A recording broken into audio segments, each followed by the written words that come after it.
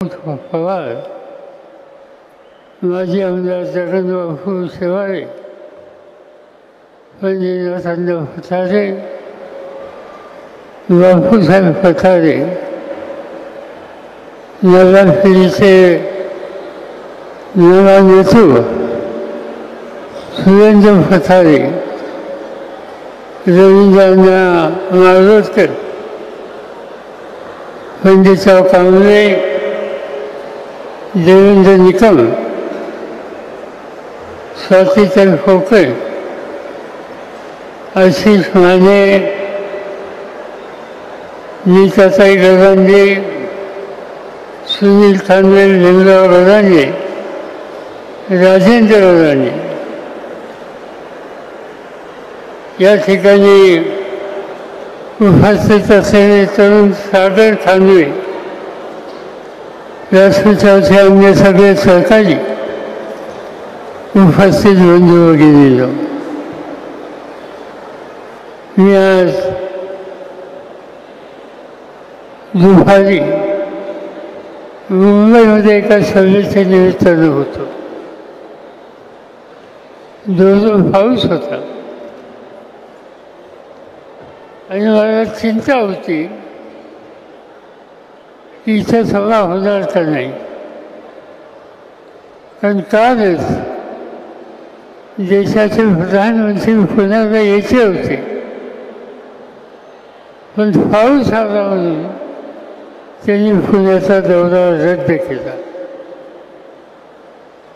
मी बापूसाहेब पठारे यांना कॉन्टॅक्ट केलं, म्हणजे सभा होणार आहे का नाही.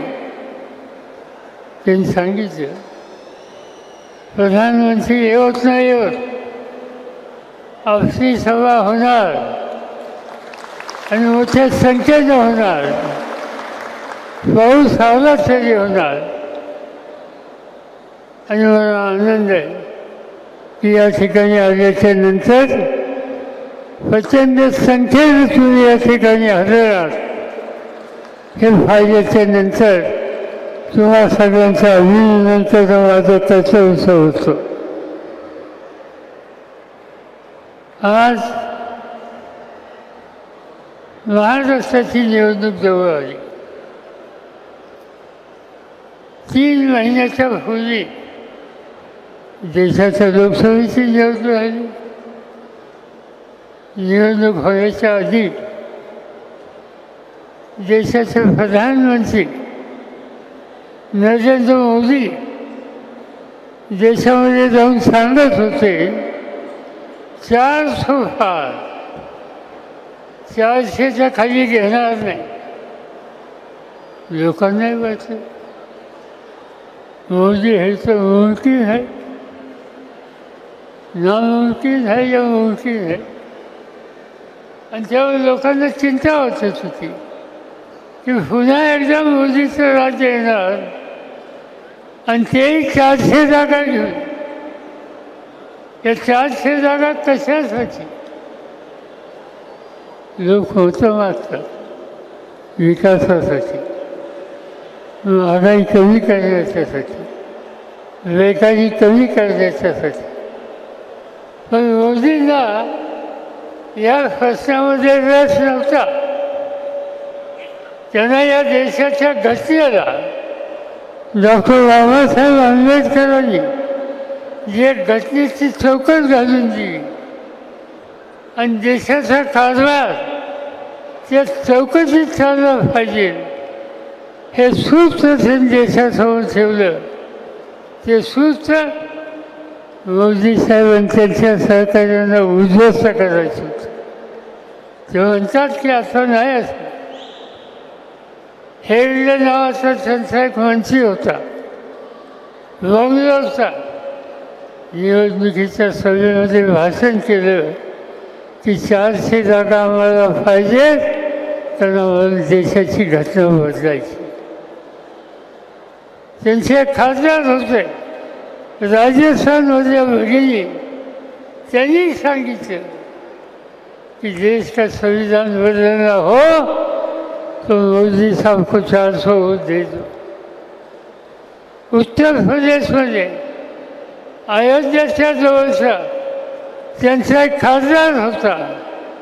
त्यांनी जाहीरपणाने सांगितलं की आम्हाला देशाची घटना बदलायची आहे आणि त्यासाठी मोदी साहेबांना 400 जागा मिळाल्या.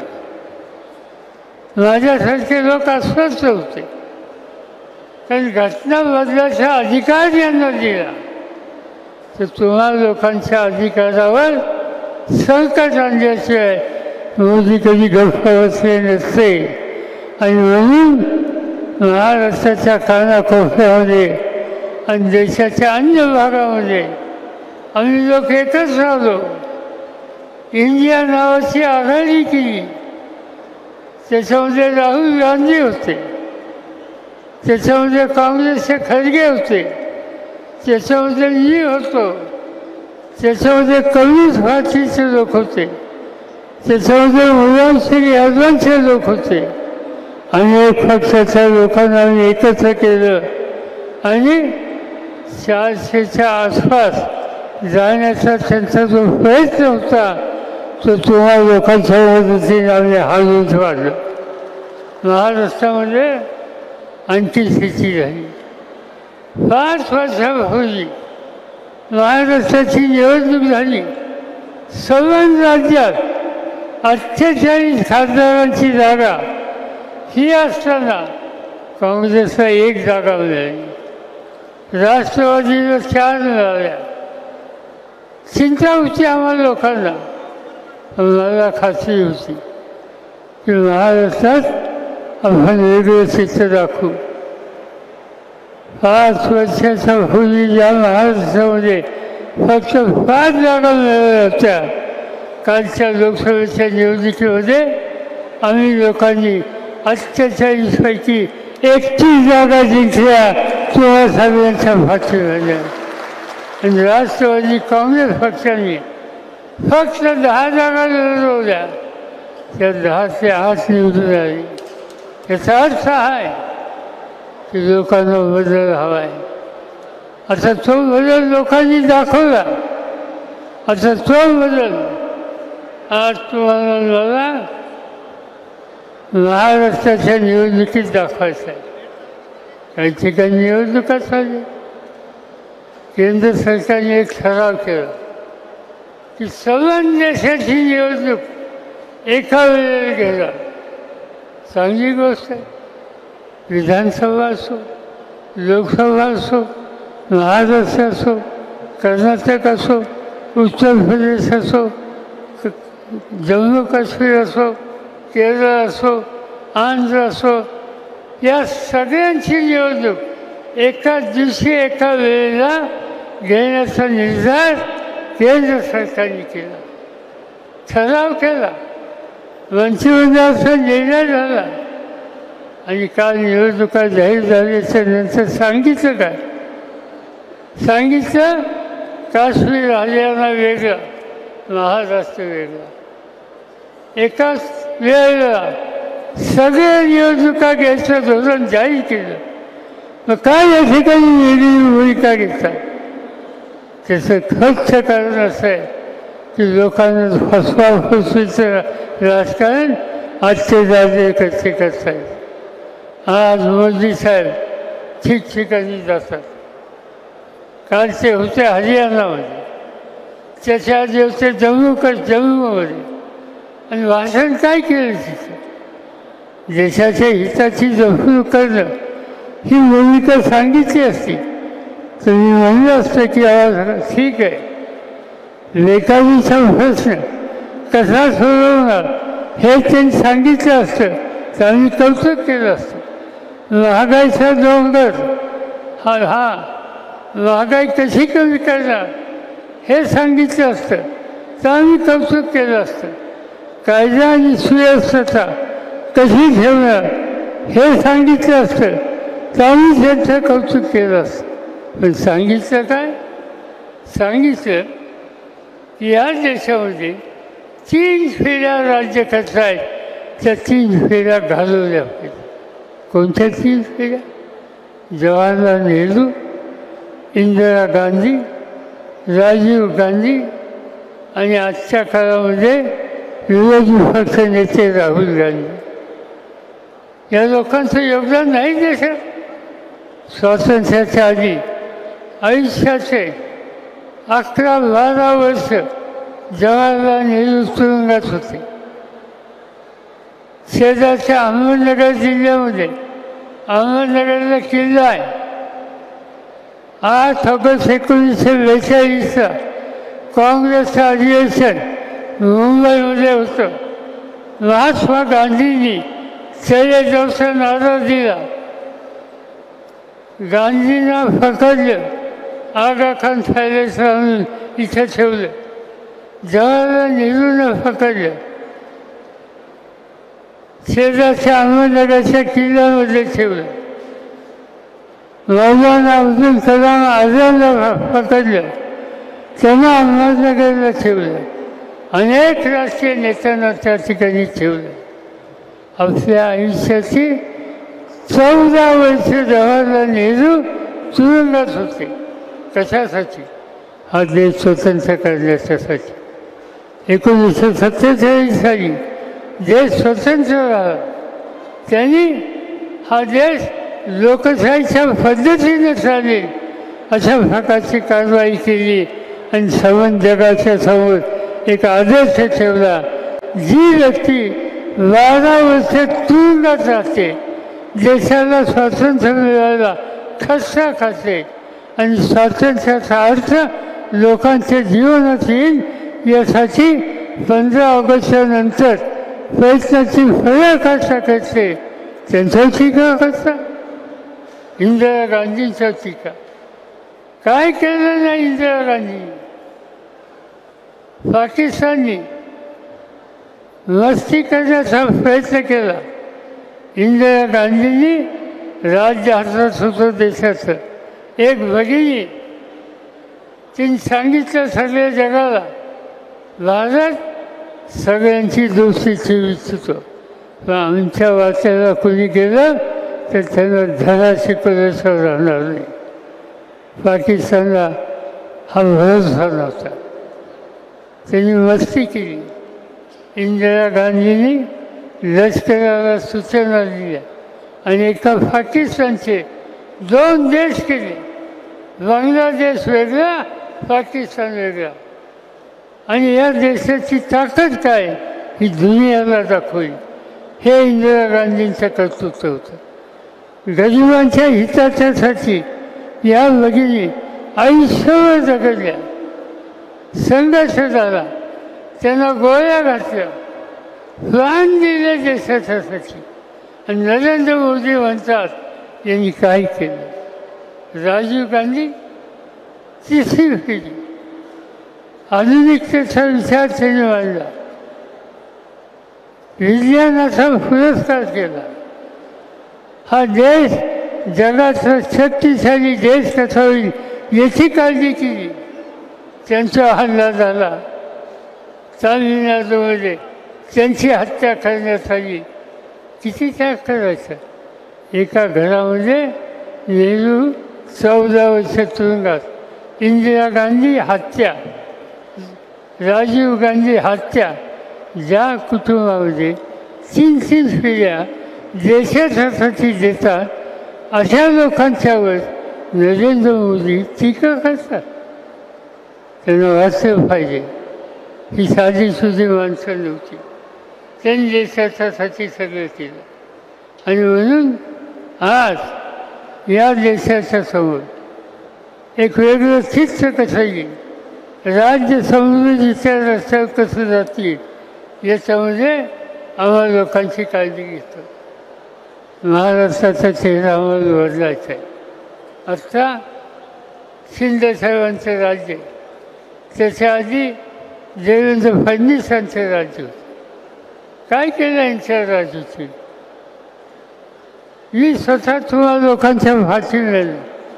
4 वेळा राज्याचा मुख्यमंत्री होतो. आमचे अनेक सरकारी मंत्रिमंडळात होते. सत्तेचा वापर राज्याचा चेहरा बदलायला करायचा असतो हे आम्ही दाखवले.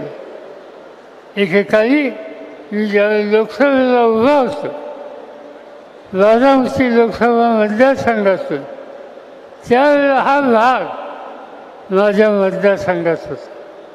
4 वेळेला लोकसभेला तुम्ही लोकांनी मला निवडून दिलं. देशाचं संरक्षण पदाची जबाबदारी माझ्यावर होईल. देशाचं अन्न शेती याची जबाबदारी माझ्यावर होईल. ज्या देशामध्ये परदेशातून धान्य आणावं लागत होतं, आज जगातल्या 18 देशांना धान्य देण्याची ताकद या देशाच्या शेतकऱ्यांनी केली आणि त्या काळाची जबाबदारी आम्हा लोकांच्या जवळ होती. हा देश आम्ही बदलला. आज तुम्ही काय बघतो, त्यावेळीची खराली आणि आजची खराली जमीन आसमानाचा फरक आहे. आज इथं वेगळंच येत आहे. आम्ही लोकांनी एक काम केलं, छोटे कारखाने कसे वाढवायचे, IT इंडस्ट्री कशी वाढवायची. यशवंतराव चव्हाण महाराष्ट्राचे मुख्यमंत्री होते, त्या पिंपरी चिंचवडला MIDC काढली. टाटाचा टेल्कोचा कारखाना आणला, बजाजचा कारखाना आणला, किर्लोस्करांचे कारखाने आणले, अनेक कारखाने चव्हाण साहेबांनी आणले आणि देशामध्ये महाराष्ट्रामध्ये पुणे आणि पुण्याचा परिसर औद्योगिकदृष्ट्या महत्त्वाचा राहिला. हजारो लोकांना काम दिलं. माझ्याकडे महाराष्ट्राची सूच आली. आम्ही वेगळ्या दिशेला महाराष्ट्राला न्यायचा प्रयत्न केला. मला आठवतं आहे, नानासाहेब नवले म्हणून आमचे सहकारी होते, खासदार होते. संत तुकाराम साखर कारखाना त्याचे संस्थापक होते आणि त्यांनी कारखाना काढायचा ठरवला. कुठं? हिंजवडीला. मला बोलवलं, भूमिपूजनाला. मी गेलो, मुख्यमंत्री म्हणून गेलो, भूमिपूजन केलं आणि सांगितलं इथं साखर कारखाना होणार नाही. लोक म्हणजे गमतीचं, मुख्यमंत्री कसला. आम्ही या ठिकाणी साखर कारखान्याच्या पायाभरणीसाठी बोलवलं, पायाभरणी केली आणि म्हणतात तिथं होणार नाही. काय होणार? मला इथं IT आणायची, इथं ITचं सेंटर आणायचे. आज तुम्ही हिंदूमध्ये जा, तुम्ही अमेरिकेत आहात का जपानमध्ये आहात हे कळत नाही. सवय हिंदूचा चेहरा बदलला. 11,000 कोटीची निर्यात त्या ठिकाणी जर 6 महिन्याला होती. हजारो लोकांना काम मिळालं. एक त्या हिंदूंनी पुण्याचा चेहरा बदलला. आणि हे हिंदूंनी नाही केलं, हिंदूंनी केलं तेच खराजीने केलं. आज खराजीच्या आजूबाजूला काय दिसतं इथं? IT industry. आज हजारो लोक या ठिकाणी जातात. एकेकाळचे आमचे सगळे सहकारी, कुणी पथारे असतील, कुणी गवांडी असतील, कुणी अन्य असतील, या सगळ्यांचं वास्तव्य या भागामध्ये होतं. आज या भागामध्ये फायद्याच्या नंतर IT इंडस्ट्रीमध्ये गेल्याच्या नंतर तुम्हाला मला सर्व देशाच्या कानाकोपऱ्यातले लोक आज या ठिकाणी येतात. एक त्या खराजीमध्ये जवळपास शिरूर तालुका असो, पारनेर असो, या भागातले 30 ते 40,000 लोक आज या ठिकाणी राहतात, कष्ट करतात. कष्ट करण्याच्यासाठी त्यांना साधनं निर्माण करून देणं हे काम आम्ही लोकांनी करून दिलं. आणि खराजी एवढं पुरतं नाही, हा विस्तार आम्ही अनेक ठिकाणी केला. हिंजवडी केली, चाकण केलं. आज तुम्ही चाकणला जाऊन या, चाकणचा चेहरा बदलला. एकेकाळचं चाकण आणि आजचं चाकण जमीन आसमानाचा फरक. रांजणगाव बघा, एक दिवशी मी नगरवरनं येत होतो. बापूसाहेब छिचे म्हणून आमचे सरकारी होते, हयात नाही त्याचा, माझ्या गाडीच होते. रांजणगावला रस्त्याची जमीन फाडली. मी गाडी थांबवली बापूसाहेबांना विचारलं ही जमीन कोणाची आहे? त्यांनी सांगितलं अमुक लोकांची. काय फिकर घेता? म्हणजे पाण्याचा बंदोबस्त नाही, फिकर काही घेत नाही. पुण्याला आलो आणि कलेक्टरला सांगितलं रांजणगावची जमीन ताब्यात घ्या, इथं आपण उद्योग करू. लोकांची बैठक घेतली. रांजणगावच्या लोकांना विचारलं जमिनीची किंमत तुम्हाला काय पाहिजे? त्यांनी सांगितलं 5,000 रुपये. 5,000 रुपये एकर ही किंमत आम्हाला पाहिजे. मी कलेक्टरला सांगितलं 10,000 द्या. त्यांची जमीन 10,000 घ्या. ते 5 म्हणताय 10 द्या, इथं मला उद्योग करायचा आहे. आज तुम्ही रांजणगावला गेला, गणपतीचं दर्शन होतं, तसं जगातले चांगले उद्योग आज रांजणगावला आले. औद्योगिक क्षेत्र झालं. हिंजवडी, चाकण, रांजणवली, खराली, वेगवान, बारामती, इंदापूर, जेजुरी, शिरवळ, सगळीकडे उद्योग, सगळीकडे हाताला काम. हा चेहरा बदलला कुणी? आम्ही लोकांनी बदलला. तुम्ही सत्ता दिली, त्या सत्तेचा वापर केला आणि हा बदल केला. आज ज्यांच्या हातात सत्ता आहे त्यांनी काय केलं पुण्यामध्ये? मी देशाच्या कामामध्ये दिल्लीत जातो, पार्लमेंटच्या सभासद म्हणून दिल्लीत जातो, महाराष्ट्राची वसाहत मागून घेतो, टी व्ही लावतो, काय बघायला मिळतं? पुण्याची चौकशी केली तर लोक सांगतात पुण्याचं वैशिष्ट्य काय? कोळसा गँग. आणि हे कोळसा गँग विद्येचं माहेरघर हे पुणं, तेलकोसारखा कारखाना हे पुणं, बजाज ऑटोसारखा कारखाना हे पुण्याचं वैशिष्ट्य, किर्लोस्करांचे कारखाने हे पुण्याचं वैशिष्ट्य. आणि आजच्या राज्यकर्त्यांनी पुण्याचं वैशिष्ट्य काय केलं?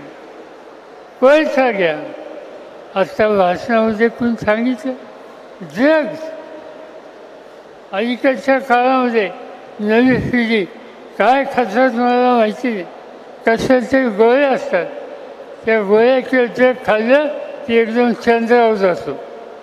आणि ते चंद्रावर जाण्याचा उद्योग आज पुण्याच्या भागामध्ये व्हायला लागला आहे. आजचे राज्यकर्ते कोळसा गँग असो, ड्रग्जचा व्यवहार असो, याचा विस्तार पुणे आणि पुण्याच्या आजूबाजूला करत आहेत. यामुळं पुणं आणि पुण्याची नवी पिढी ही उद्ध्वस्त होणार या प्रकारचं चित्र या ठिकाणी दिसतं. आज हा प्रकार दिवसेंदिवस वाचतोय. मध्यंतरी वाचतं की एक आमदारच होईल अशा कामामध्ये वेगळ्या पद्धतीने लोकांना मदत करतात. आता मी येताना बघितलं मोठे मोठे बोलत होते आमचा आमदार दमदार आमदार. वा, काय दमदार आहे? चौकशी केली म्हणजे हा आमदार दमदार आहे काय? भानगड काय? नाव काय त्याचं? तिंगरे. अरे बाबा, तू सांगतो तू कुणाच्या तिकीटावर निवडून आला? त्यावेळेला तुझ्या पक्षाचा नेता कोण होता? त्यावेळेला हा पक्ष कुणी काढला? राष्ट्रवादी काँग्रेस पक्षाची स्थापना ही कुणी केली? समज हिंदुस्थानला माहिती आहे. त्या पक्षाच्या वतीनं तुला संधी दिली, काम करावची अपेक्षा केली, तू सोडून गेला, ठीक आहे. तुझा काय बंदोबस्त करायचा हे लोक करतील, त्याची चिंता त्या ठिकाणी नाही. पण निदान चुकीच्या गोष्टीला पाठिंबा देऊ नको. प्रचंड मोठा अपघात झाला. कोण काही तरुण मुलं एका इन्फोटेड गाडीतलं चालली काय आणि समोरून स्कूटरवर दोन तरुण मुलगा आणि मुलगी जात असताना त्यांना उडवलं काय जागच्या जागेवर त्यांची हत्या काय होते, उद्ध्वस्त होतात. आणि अशा वेळेला जे जखमी झाले त्यांना मदत करायच्याऐवजी हा जीवता आमदार पोलीस स्टेशनला जातो आणि सांगतो लोकांचा याच्यासाठी मतं मागितली होती. मतं मागितली ती राष्ट्रवादीच्या नावाने मागितली, मतं मागितली शरद पवारच्या नावाने या ठिकाणी मतं मागितली आणि लोकांनी श्रद्धेने मतदान केलं. त्या श्रद्धेसाठी उत्तरदायित्व तुम्ही या पद्धतीने देता. ज्या लोकांना आणि ज्या कुटुंबाच्या लोकांना सत्याचा मार्ग चालला, चुकीच्या गोष्टी तरुण पिढी करते, ड्रग्सच्या आहारी जातात, 100-200 लोकांनी गाड्या चालवतात, तरुणांना उद्ध्वस्त करतात, अशा लोकांच्या फाशीची तुम्ही वेळ असा हा आमदार दमदार आमदार म्हणायचा. शरम वाचली पाहिजे. लोकांचा प्रतिनिधी, सामान्य माणसाचं जीवन उद्ध्वस्त करणारे जे कुणी असतील त्यांच्या मदतीला जातो असेल तर अशा लोकांच्या संबंधी काय निकाल घ्यायचा हे बघितलं पाहिजे. माझ्या वाचण्यामध्ये आलं पुण्याच्या पोलीस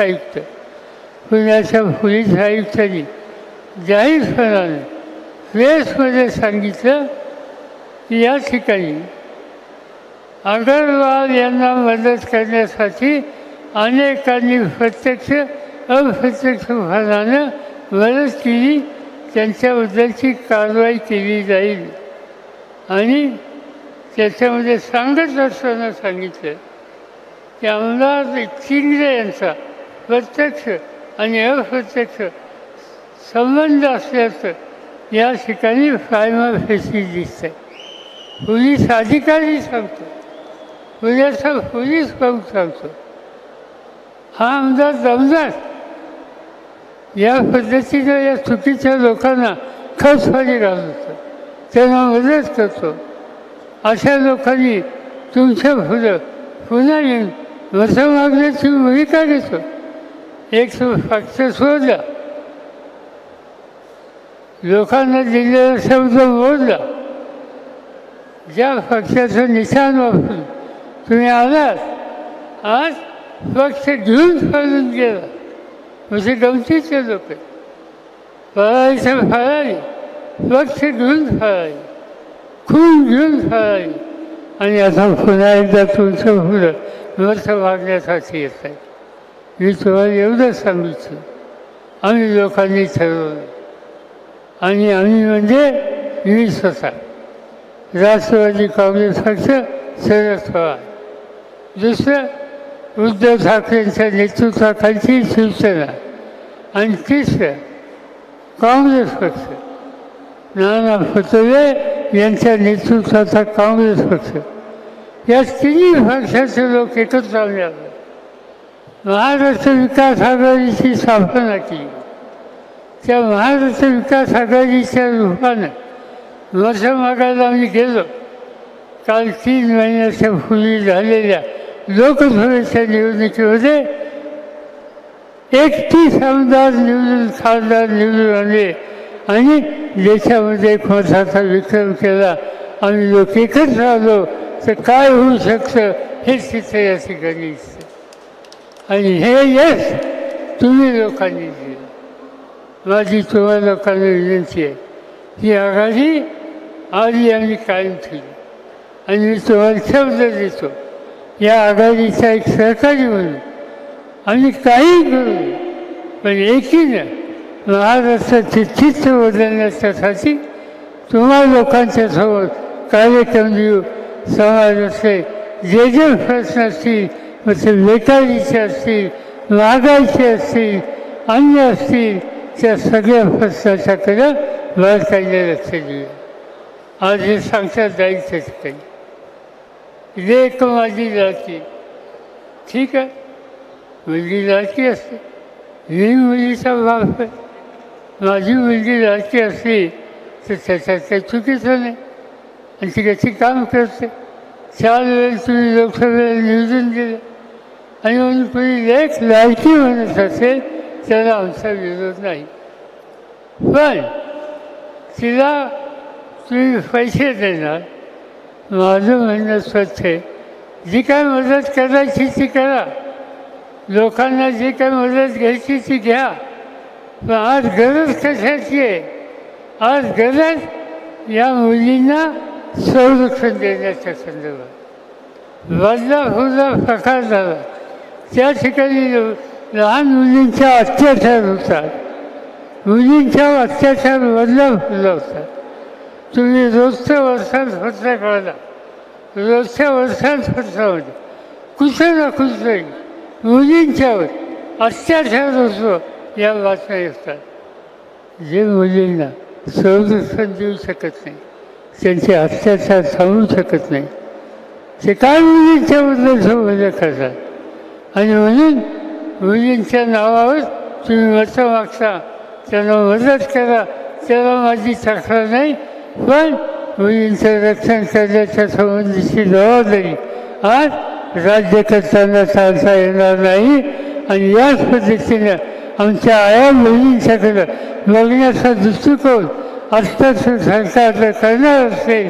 तुम्हा सगळ्यांच्या समुदाय शक्तीच्या जोरावर या सरकारला त्यांची जागा दाखवणं हे ऐतिहासिक काम उद्याच्या विधानसभेच्या निवडणुकीमध्ये आपण विलीन करू हीच खात्री या ठिकाणी तुम्हा सगळ्यांना देतो आणि आमच्या सगळ्यांची रजा घेतो. जय हिंद, जय महाराष्ट्र. हॅलो, धन्यवाद साहेब. यानंतर आबापत आशिष माने. आज या महानिर्धार मेळाव्याच्या निमित्तानं आपल्या सर्वांना मार्गदर्शन करण्यासाठी आलेले राज्याचं नेतृत्व, देशाचं नेतृत्व आदरणीय शरद पवार साहेब, त्यांच्यासोबत आलेले पुणे शहर